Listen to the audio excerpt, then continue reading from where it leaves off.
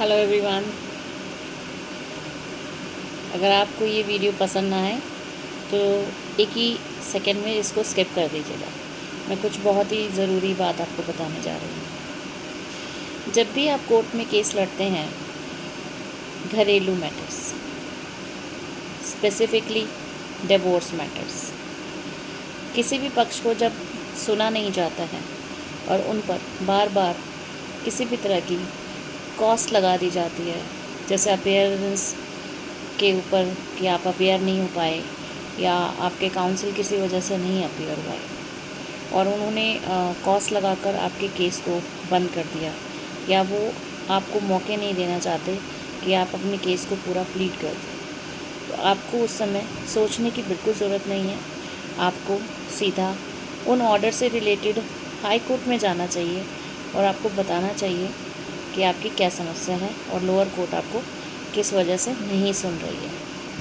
हाँ, ये मैं मानती हूँ और मैं कहती हूँ कि न्यायिक मामले में फैमिली कोर्ट्स को पूरा अधिकार होता है कि वो कुछ भी ना होने पे एक कॉस्ट का प्रावधान है कि वो किसी भी पार्टी पे कॉस्ट इम्पोज कर सकते हैं, पर ये कहना यहाँ पे उचित होगा कि वो कॉस्ट जेन्युइन तरीके से होनी चाहिए, ना कि एक दूसरे पे बर्डन।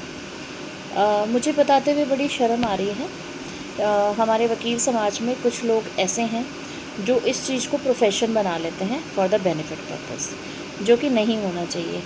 वो सुविधा सिर्फ इसलिए है ताकि आप पार्टी को उस केस के लिए बता सके कि यहाँ आप गलती कर रहे हैं, अगर आप इस गलती को दोहराएंगे तो आपके ऊपर एक कॉस्ट लगा दी जाएगी।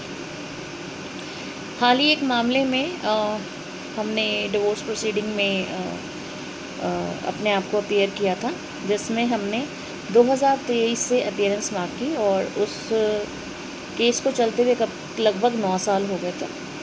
9 साल होने के बाद जब हमें पता चला कि वो मैटर एविडेंस पे ही अटका हुआ है, हमने उसमें कागज़ लगाए, एविडेंस फाइल करे, वकालतनामा लगाया, लेकिन हमें ऑर्डर चेक करने पे ये पता चला कि पुराने वकील की अपीयरेंस की वजह से, ना जाने की वजह से, उनके ऊपर एविडेंस को कराने के लिए एक लास्ट मौका दिया गया था जो कि कॉस्ट के साथ था।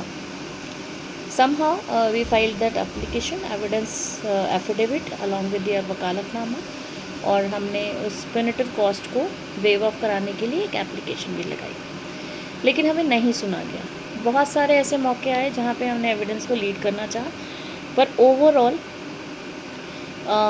कोर्ट का भी मैं कहूँगी, फैमिली कोर्ट का कहूँगी, किसी का नाम ना लेते हुए, उन्होंने हमारे साथ बहुत ही एक तरफ़ा फ़ैसला सुनाया और हमारे साथ ऐसा व्यवहार किया कि वो एक तरफ ही सुन रहे हैं, दूसरी तरफ वो देख ही नहीं रहे हैं। क्योंकि आप सभी भी जानते हैं कि ट्रेंड हो गया है कि महिलाओं को ही ज़्यादा सुना जाता है, महिलाओं की बातों को ज़्यादा सुना जाता है, और जो पुरुष समाज है उसके लिए कोई भी ऐसा प्रावधान नहीं है जहाँ पे उसको सुना जाए। ये हम भी फील करते हैं।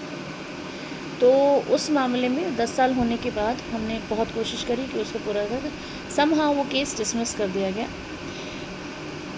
हमें ये एक अपॉर्चुनिटी मिली, हम ये कहते हैं कि अच्छा हुआ कि उन्होंने डिसमिस किया, क्योंकि हम उस कोर्ट से बहुत परेशान थे। डिसमिस करने के बाद हम हाई कोर्ट जाते हैं। हमने वहाँ पे अपील फ़ाइल करी, और अपील फ़ाइल करने के बाद हमारे पास कुछ पेपर्स थे और कुछ नहीं थे, जिसमें से कि एक डिक्री भी होती है जो बाद में प्रिपेयर की जाती है। उस डिक्री में कोर्ट ने कॉर्शिवली कुछ समय बाद अप्रैल में उन्होंने जजमेंट दिया कि आपका केस डिसमिस किया जाता है, और एक डिक्री शीट बनाई और ये कहा गया कि ये जो केस है वो आप हैवी कोर्ट से डिसमिस कर रहे हैं।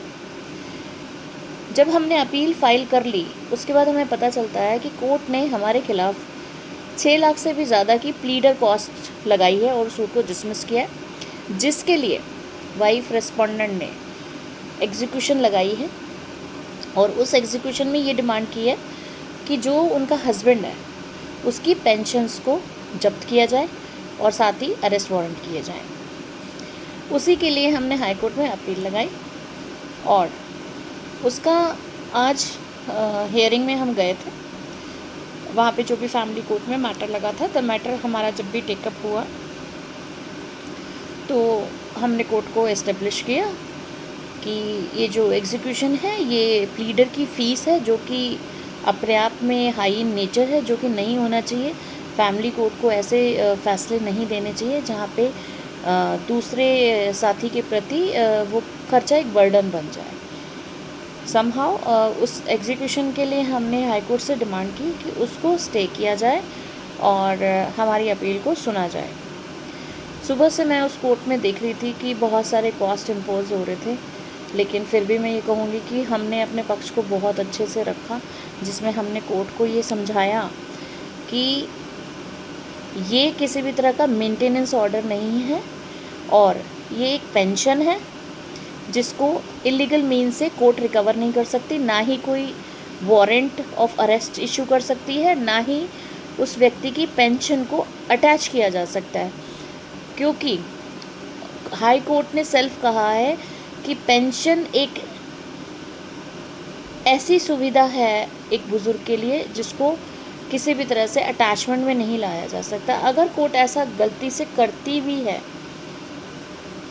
तो उसको कभी रिकवर नहीं किया जा सकता। तो हाई कोर्ट ने इस बात को हमारी सुना और हमें एग्जीक्यूशन में स्टे दिया और उनको दूसरी पार्टी को जो वो अपीयर हुए थे उनको भी बहुत डांट लगाई कि आपके सर्टिफिकेट जो आपने प्लीडर फीस का लगाया उससे हम सेटिस्फाई नहीं है और हम इस एग्जीक्यूशन को स्टे करते हैं with no objection and they granted अस।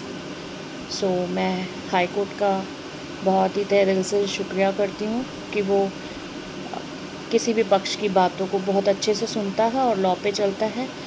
वहाँ पे मामले थोड़े देर से ज़रूर चलते हैं पर फ़ैसला अच्छा सुनाते हैं। तो ये मेरा आज का एक्सपीरियंस था।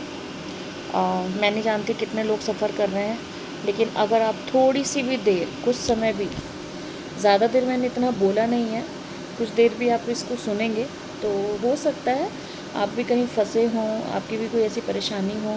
तो जब आप सुनते हैं ना किसी लीगल चीज़ के लिए आपको कोई कितने एक्सपीरियंस से बता रहा होता है तो आप उसे ज़रूर सुनना चाहिए। आप ऐसे ही इस वीडियो को स्क्रिप्ट करके ना जाएं। मेरी आपसे हाथ जोड़ के विनती है कि आप इसे पूरा सुनें और इसे आगे फॉरवर्ड करें।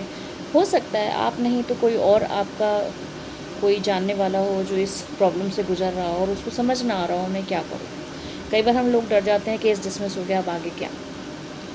आगे बहुत सारे रास्ते हैं। मैं मानती हूँ बहुत सारे भी लोग हाई कोर्ट नहीं जा सकते हैं, सुप्रीम कोर्ट भी नहीं जा सकते हैं, पर हक़ की लड़ाई के लिए ज़रूर जाना चाहिए। Thank you very much.